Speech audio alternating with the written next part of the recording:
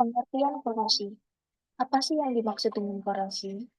Korosi secara umum dapat diartikan sebagai penurunan sifat guna dari suatu material atau bahan akibat interaksi pada lingkungannya. Material itu biasanya berupa logam, komposit, polimer, keramik, dan lain sebagainya. Sedangkan lingkungan yang dimaksud adalah seperti asam, air, perubahan suhu, dan kondisi cuaca. Secara sederhananya, korosi ini adalah proses perusakan logam karena reaksi kimia.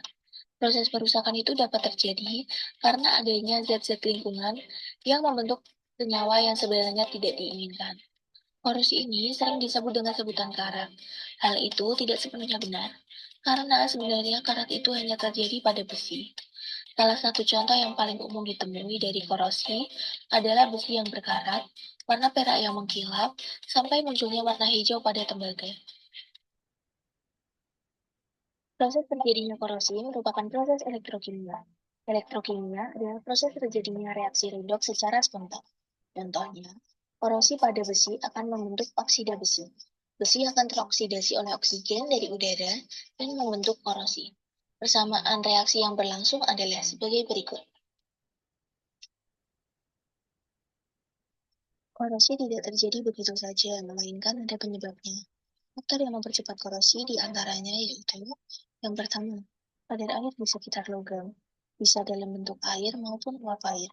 Semakin tinggi kadar air, maka akan semakin cepat proses korosi terjadi. Yang kedua, zat elektrolit karena adanya transfer elektron. Transfer elektron ini berkaitan erat dengan reaksi redoks. Semakin tinggi suatu larutan elektrolit, maka akan semakin mendorong terjadinya transfer elektron yang menyebabkan korosi. Yang ketiga, permukaan logam yang tidak rata.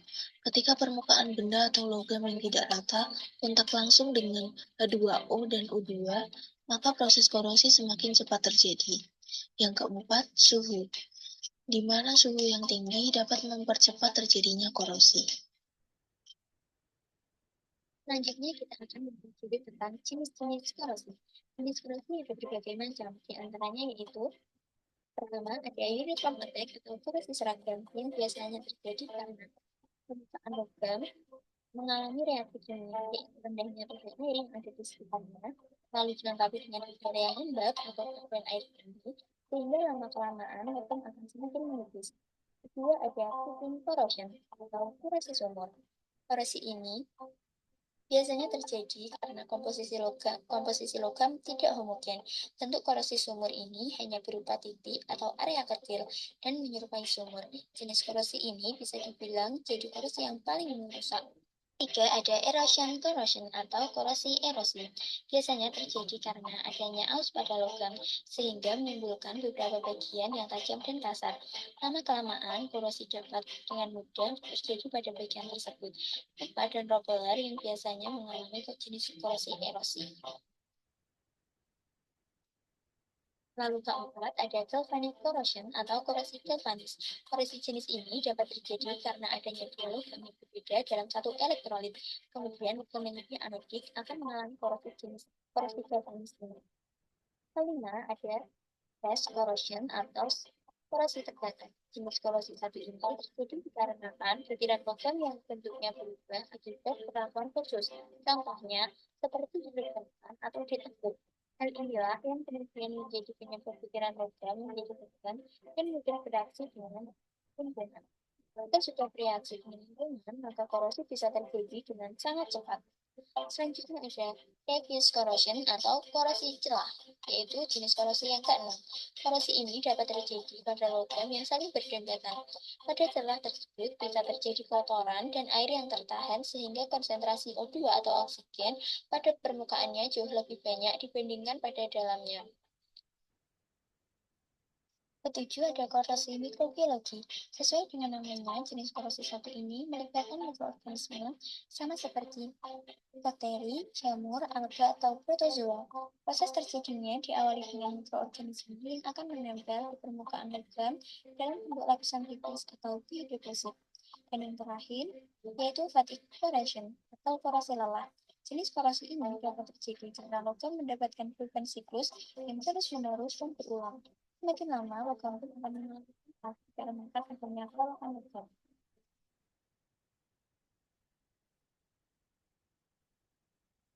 Ini dapat dibuka berdasarkan jenisnya.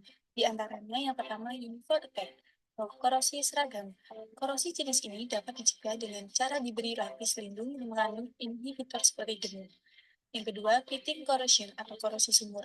Korosi jenis ini dapat dicegah dengan cara memberi bahan yang homogen, diberikan inhibitor, diberikan coating dari zat agresif. Yang ketiga, erosion corrosion.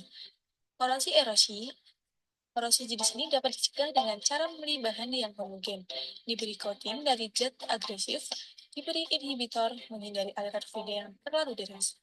Yang keempat, galvanis corrosion. Korosi ini dapat dicegah dengan cara memberi isolator yang cukup tebal hingga tidak ada aliran elektrolit, memasang proteksi katodik, menambah anti korosi inhibitor pada cairan. Yang kelima, stress corrosion atau korosi tegangan. Korosi jenis ini dapat dicegah dengan cara diberi inhibitor, dan apabila ada logam yang mengalami stresses, maka logam harus direlaksasi. Yang keenam, crevice corrosion atau korosi celah.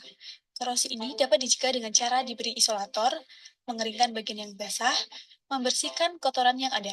Yang terakhir, fatigue corrosion atau korosi lelah. Korosi jenis ini dapat dicegah dengan cara menggunakan inhibitor, memilih bahan yang tepat, atau memilih bahan yang kuat korosi.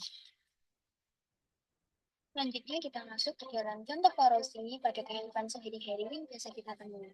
Yang pertama merupakan jenis korosi lelah atau fatigue corrosion. Sebagai contoh yaitu angkot yang berada di wilayah perkotaan. Cara untuk mencegah korosi jenis ini yaitu dengan satu menggunakan inhibitor, yang kedua memilih bahan yang tepat, atau menggunakan anti korosi. Yang kedua, masih dengan jenis korosi yang sama, yaitu fatigue corrosion, namun terjadi di lokasi yang berbeda, yakni di pelabuhan, terdapat kapal yang mengalami korosi karena logam mendapatkan beban siklus yang terus berulang, sehingga semakin lama logam akan mengalami keropos karena terjadi kelelahan logam. Cara penanggulangannya masih sama dengan contoh korosi sebelumnya. Contoh ketiga merupakan jenis korosi yang sering terjadi di wilayah pedesaan atau daerah yang masih sepi penduduk, yakni uniform attack atau korosi seragam. Korosi ini disebabkan oleh adanya reaksi kimia antara pH air yang rendah dan udara yang lembab, sehingga makin lama logam makin menipis. Korosi jenis ini dapat dicegah dengan cara diberi lapis pelindung yang mengandung inhibitor seperti gemuk. Selain itu, dapat dicegah dengan memberi proteksi katodik, pemeliharaan material yang tepat, dan untuk jangka pemakaian yang lebih panjang, diberi logam berpaduan terbakar 0,4%.